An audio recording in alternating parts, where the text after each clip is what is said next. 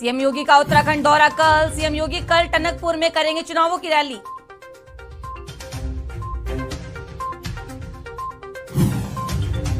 चारधाम यात्रा में 24 दिन में 83 श्रद्धालुओं की मौत। लगातार दूसरे दिन 7 तीर्थयात्रियों की मौत।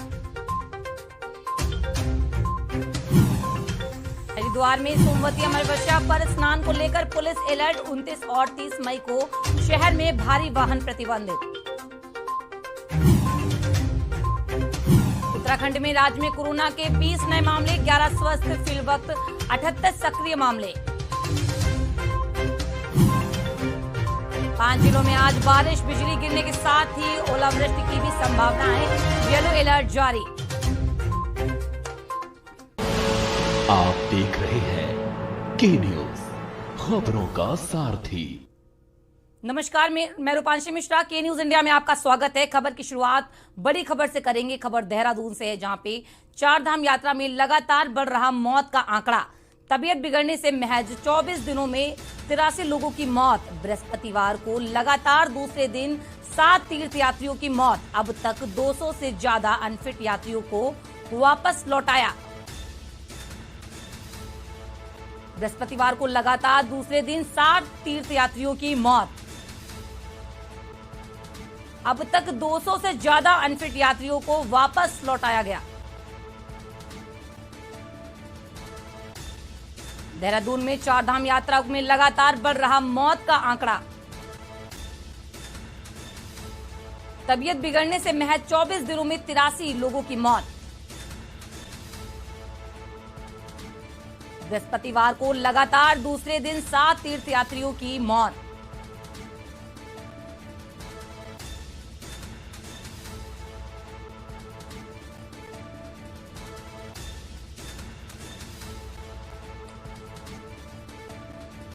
हमारे साथ ब्यूरो चीफ राजेश वर्मा जुड़े हैं। इस खबर पे क्या कुछ अपडेट है आपके पास? देखिए, मैं बता दूं कि लगातार जो है चारधाम यात्रा पे श्रद्धालुओं को आने का सिलसिला जो है वो लगातार जारी है। और अगर अब तक की बात करें तो चारों धामों में जो है लगभग 10 लाख से ज्यादा तीर्थयात्रियों ने जो है वो दर्शन कर लिया। लेकिन कहीं न कहीं एक दुखद खबर ये भी है कि क्योंकि 24 दिन जो है वो लगातार यात्रा को कपाट खुले हुए हैं और यात्री लगातार आ रहे हैं।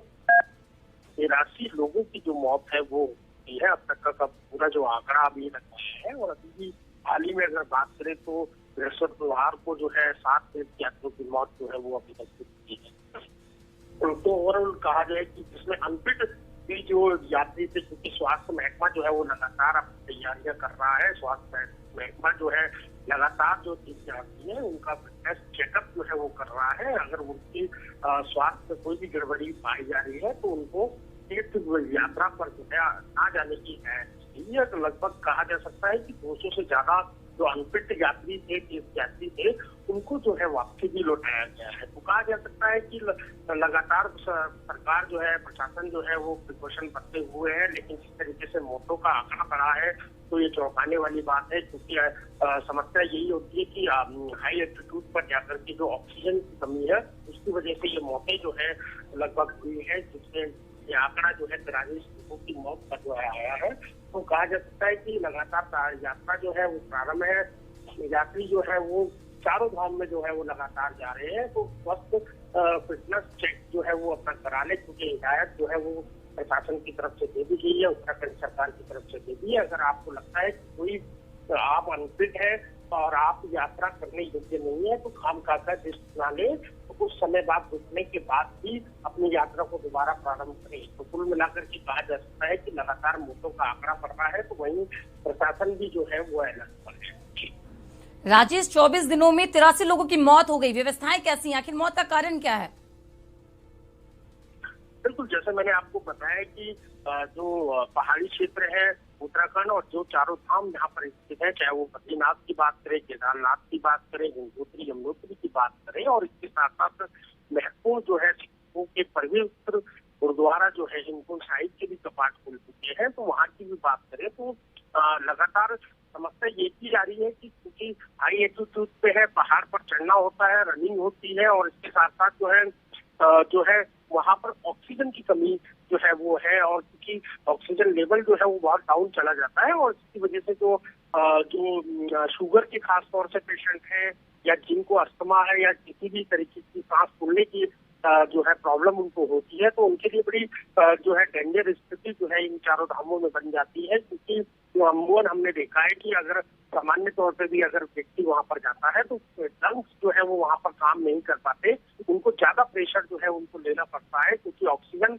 वहां पर बेहद कम है और इसी की वजह से जो मौत के आंकड़े हैं वो इसी वजह से जो है वो लगातार बढ़ रहे हैं। गंभीरता से लेते हुए केंद्र सरकार के द्वारा राज्य सरकार जो है वो लगातार काम कर रही है और स्वास्थ्य महकमे को खास तौर से हिदायत दी गई है कि जो अनफिट व्यक्ति है, अनफिट यात्री है, उनको आगे जाने की अनुमति ना दे क्योंकि इस पे रिस्क हो सकता है और फिर इस तरीके के जो अगर लापरवाही बरती जाएगी तो कहीं ना कहीं ये मौत के आंकड़े जो है आज हम जो दुखद के साथ बता रहे हैं कि 43 तीर्थयात्रियों की मौत अब तक हो चुकी है, तो ये आंकड़े जो है और भी ज्यादा बढ़ सकते हैं और इसीलिए ये वजह है कि जो समझदार व्यक्ति है, जो श्रद्धालु है, जिसको लगता है कि इस तरीके की सिम्टम्स की वजह से उसको हानि हो सकती है, तो लगभग 200 से ज्यादा जो ऐसे तीर्थयात्री है जो अनफिट पाए गए हैं वो अपने घर की तरफ जो है वो वापसी हो चुके हैं। तो कहा जा सकता है कि लगातार तीर्थयात्रियों का आने का सिलसिला जारी है, तो स्वास्थ्य महकमा भी जो है वो अलर्ट पर है। राजेश, हमारे दर्शकों को इतनी अहम जानकारी देने के लिए आपका धन्यवाद।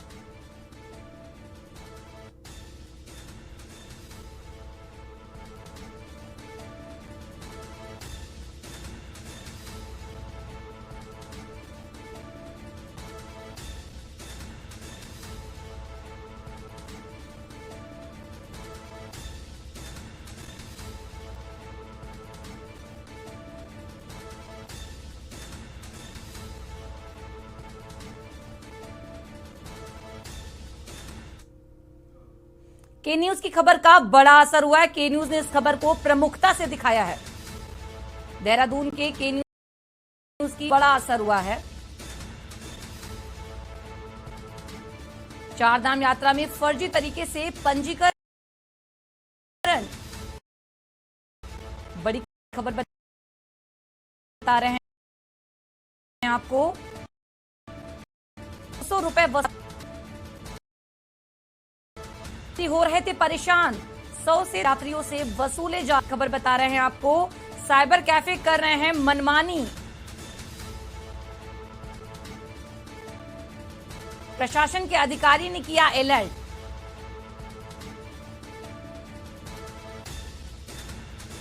तीर्थयात्रियों को चारधाम रूट पर किया अलर्ट।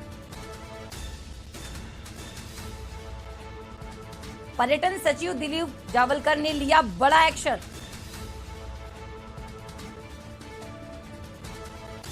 के न्यूज की खबर का बड़ा असर। चारधाम यात्रा में फर्जी तरीके से पंजीकरण, 100 से 200 रुपए वसूले जा रहे थे यात्रियों से।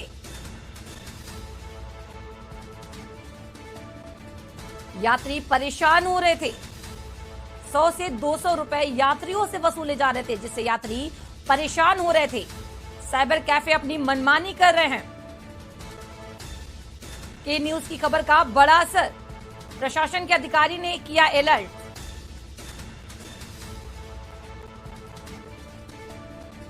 तीर्थयात्रियों को चारधाम रूट पर अलर्ट किया।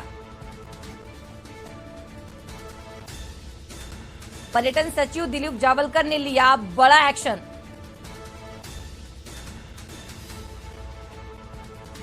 के न्यूज की खबर का बड़ा असर। चारधाम यात्रा में फर्जी तरीके से पंजीकरण, 100 से 200 रुपए वसूले जा रहे हैं यात्रियों से। साइबर कैफे अपनी मनमानी कर रहे हैं। यात्री परेशान हो रहे हैं। 100 से 200 रुपए यात्रियों से वसूले जा रहे हैं, जिससे यात्री परेशान हो रहे हैं। साइबर कैफे अपनी मनमानी कर रहे हैं। के न्यूज की खबर का बड़ा असर। प्रशासन के अधिकारी ने किया alert.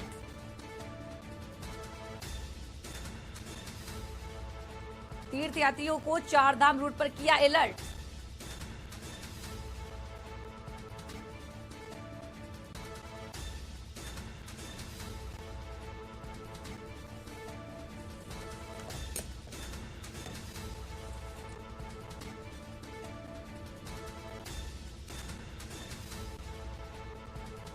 Bureau chief Rajesh Verma हमारे साथ जुड़ चुके हैं। के न्यूज की खबर का बड़ा असर हुआ है, क्या था पूरा मामला राजेश?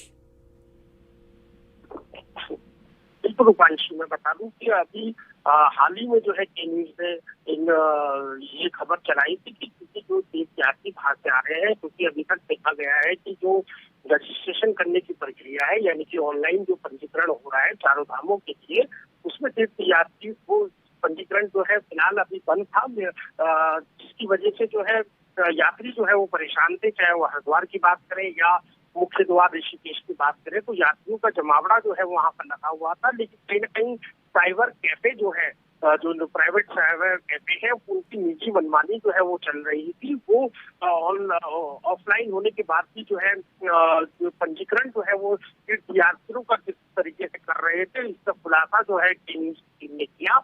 और इसके साथ साथ जो है इसी पर जो है पर्यटन सचिव जो है दिलीप दिवालकर, उनसे जो है इस विषय पे जब उनके संज्ञान में मामला आया, तो कहीं ना कहीं प्रशासन अमले की जो नींद है वो नींद से वो जागे हैं। और आप देख सकते हैं इस समय जो है यात्रियों को जो यात्रा रूट है उन पर जो है अलर्ट किया जा रहा है। लगातार उनको बताया जा रहा है कि जो पहली बात तो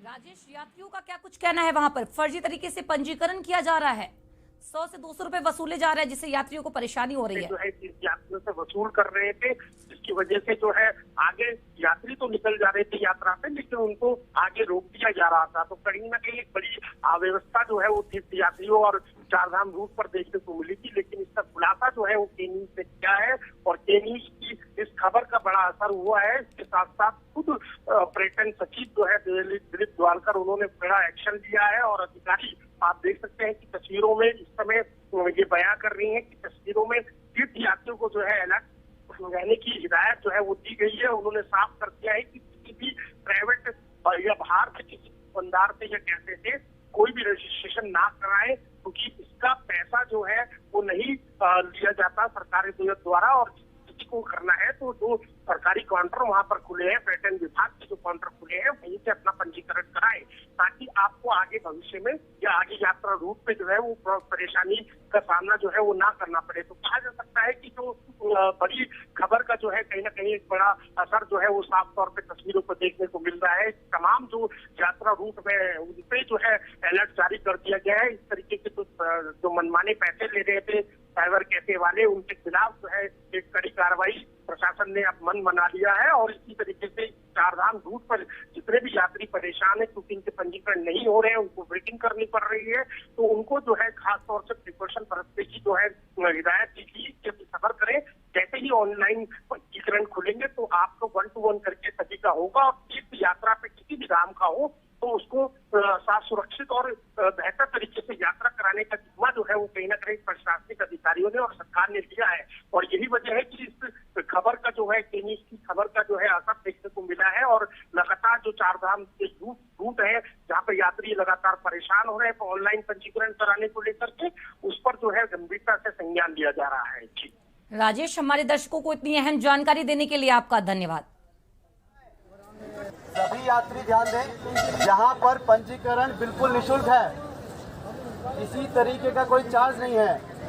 आप कोशिश करें कि यहीं से पंजीकरण कराएं, किसी भी साइबर कैफे या अन्य संस्थान से आप पंजीकरण ना कराएं, पड़ेंगे और उल्टा मुसीबत में फंसेंगे आप। वो बराबर बिल्कुल गलत आपके साथ कर रहे हैं। कोई भी जानकारी आपको चाहिए है, आप आके मुझसे संपर्क करें अंदर। अगर आपको मेरी कही बात, मेरी भाषा समझ में नहीं आ रही है तो आप एक बार अंदर व्यक्तिगत तौर पर आकर मुझसे मिल सकते हैं। आप सभी से अनुरोध है, किसी भी साइबर कैफे या अन्य संस्थान से अपना पंजीकरण ना कराएं। अब चलेंगे सीधे उत्तराखंड के चंपावत, जहां पर पुष्कर सिंह धामी प्रचार कर रहे हैं। हम लोग हंसते हुए काम करते थे, और शाम को जो है जो बलिया वाले की लिट्टी बाटी होती थी, वहाँ दारुण सभा के पास लखनऊ को गया हो तो उसने देखा होगा, दूसरी जी तो खैर वहीं के है। तो हम लोग 5 रुपए में वहां पर 2 लिट्टी और बाटी मिलती थी एक जमाने में, 2.5 रुपए की जब शुरू होता। और लिट्टी बाटी आप में से कम लोग जानते होंगे, क्योंकि ये पूर्वांचल का एक जो है व्यंजन है, पूर्वांचल की एक डिश है, जिसमें जो है अंदर सत्तू भरा जाता है और उसके चारों तरफ आटा लगाया जाता है। उसके बाद उसको जो है अंदर डाल देते हैं भट्टी में, आग की भट्टी में डाल देते हैं और वो पकती रहती है कम आंच में, और तब काफी देर लगती है उसको पकने में, कम से कम आधा 1 घंटा लगता है। 1 घंटे में पककर तैयार होती है।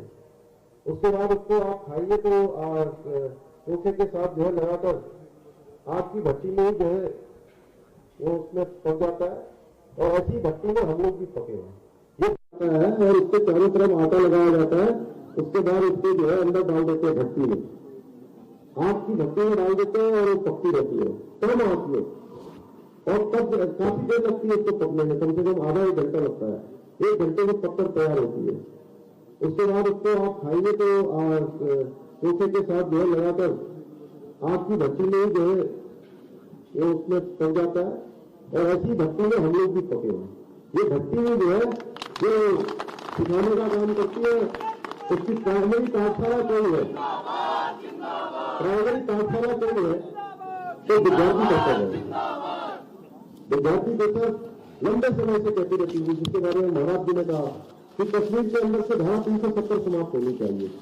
ये मुख्य एजेंडा था विद्यार्थी परिषद का। राम मंदिर का जो आंदोलन है उसमें विद्यार्थी परिषद में बढ़ चढ़कर भाग लिया। हम सब लोग कहते थे राम लला हम आएंगे, मंदिर वही बनाएंगे। और अब खबर देहरादून से, जहां पर मौसम विभागों का अलर्ट। 4 घंटे के भीतर तेज हवाओं के संग बारिश की संभावना, ओलावृष्टि के भी दिख रहे हैं आसार। मौसम विभाग का अलर्ट। 4 घंटे के भीतर तेज हवाओं के संग बारिश की संभावना, ओलावृष्टि के भी दिख रहे हैं आसार। मौसम विभाग का अलर्ट।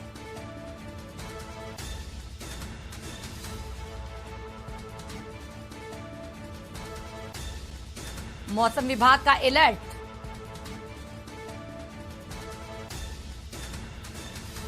चार घंटे के भीतर तेज हवाओं के संग बारिश की संभावना है। ओलावृष्टि के भी दिख रहे हैं आसार। 4 घंटे के भीतर बारिश की संभावना है। मौसम विभाग का अलर्ट।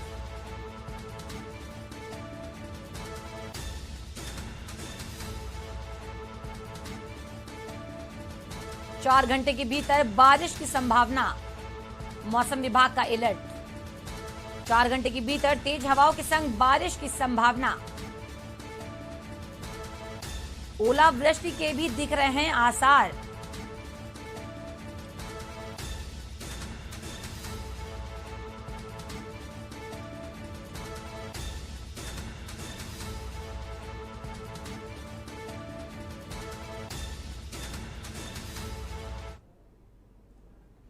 और अब खबर रुद्रपुर से है, जहां पर हाई कोर्ट के आदेश पर फाजलपुर मेहरौला के सिंगल भूमि पर निर्माणाधीन भवनों पर बुलडोजर चल गया। वहीं प्रशासन ने सभी अवैध निर्माणाधीन भवनों को ध्वस्त कर दिया। इससे अवैध निर्माण कराने वाली से हड़कंप मच गया। इधर जिला विकास प्राधिकरण ने बिना नक्शा पास किए कराए निर्माणाधीन भवनों को सील कर दिया। एक व्यक्ति ने हाई कोर्ट में याचिका दायर कहा था कि फाजलपुर मेहरौला की सीलिंग भूमि पर अवैध निर्माण किए जा रहे हैं। अवैध निर्माणाधीन भवनों पर चला बुलडोजर। ये पूर्व से ही निर्देशित है कि जो हमारी सीलिंग से प्रबंध भूमि है उस पर अवैध निर्माण की शिकायतें जब भी मिलती रही हैं तब भी हमने कार्रवाइयाँ की हैं। और अभी इस संबंध में सूचना प्राप्त हुई थी कि कोई वहाँ पे निर्माण कर रहा है, तो हमारी टीम ने जाकर उस निर्माण को तोड़ा है। और ऐसे कभी भी ऐसे कोई प्रकरण संज्ञान में आएंगे या सूचना प्राप्त होगी तो राजकीय हित में ये हम कार्रवाई हमेशा करते रहेंगे। खबर रुद्रपुर से है, जहां पर उत्तर प्रदेश की तर्ज पर अब उत्तराखंड में पुलिस ने अपराधियों के खिलाफ सख्त कार्रवाई शुरू कर दी है। वहीं उधम सिंह नगर पुलिस ने रुद्रपुर के रुद्राम हत्याकांड से मुख्य आरोपी नवाब अली के घर को बुलडोजर चलाकर ध्वस्त कर दिया। पुलिस की कार्रवाई से अन्य अपराधियों में हड़कंप मच गया। सद्दाम हत्याकांड के मुख्य आरोपी नवाब अली व उसकी मित्र निशा थी की गिरफ्तारी के बाद पुलिस के सुभाष कॉलोनी स्थित अवैध रूप से नजूल की भूमि पर बने नवाब अली के मकान व गोदाम के ध्वस्तीकरण की कार्रवाई की।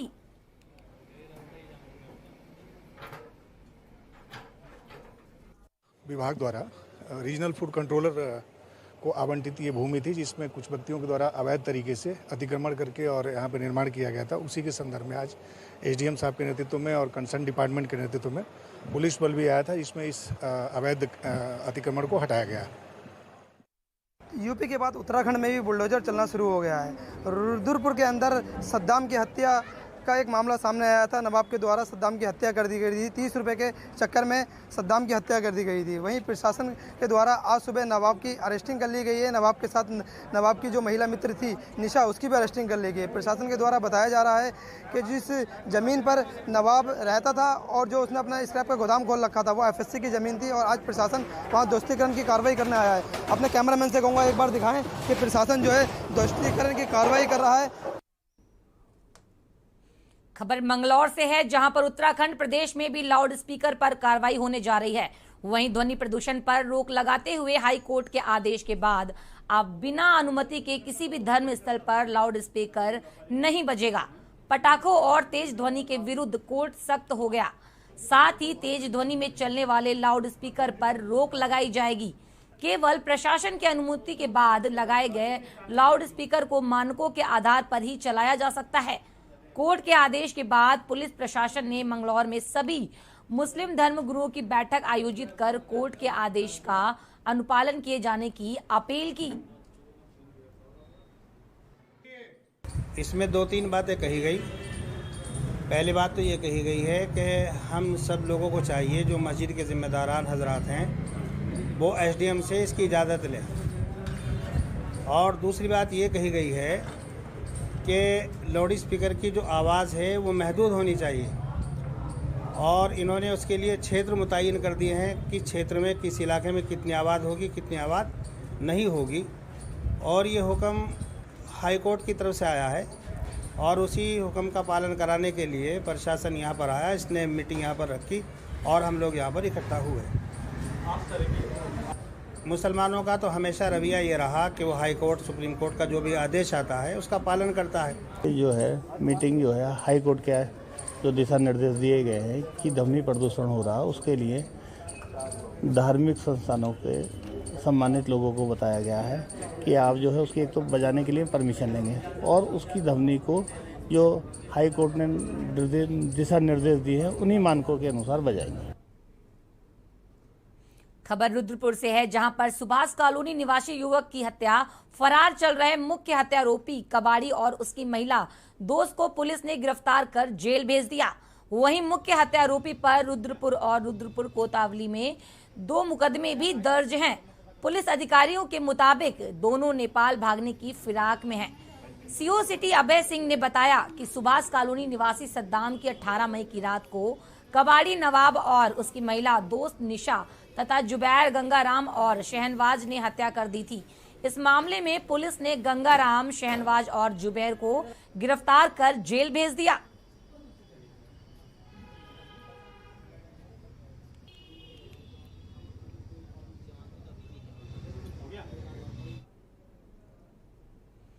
स्वच्छ भारत मिशन को लेकर सरकार करोड़ों रुपए खर्च करने का दावा करती है।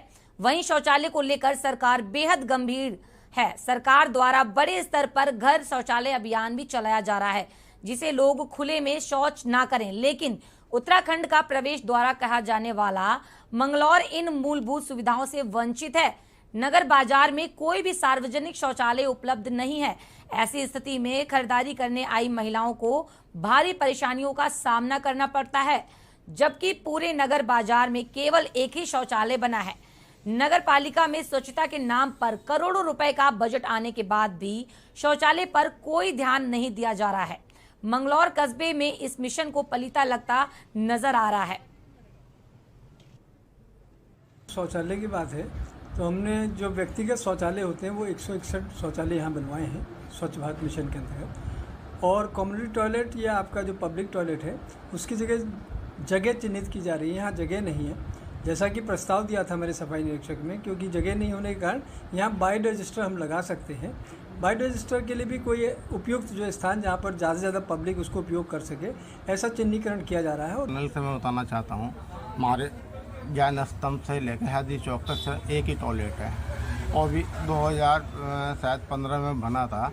उसके बाद कोई शौचालय नहीं। एक शौचालय इन्होंने अभी टुटवाया है बाज़ार में, मेन बाज़ार में, जो बैंक वाली गली में था। वो लोगों ने बहुत विरोध करा, लेकिन उसके बाद टुटवा दिया। वो कहने लगा आधुनिक हम इसे बनाना चाहते हैं, यहाँ कोई इंतजाम नहीं है। लोग बाग गाँव के देहात की लेडीज़ भी आती हैं, आदमी भी आते हैं, शॉपिंग करते हैं, ख़रीदारी करते हैं। अब तो लक्सर से जवालापुर तक खूब पब्लिक आती है, घास मंडी में खूब जाती है। यहाँ शौचालय की बड़ी दिक्कत है।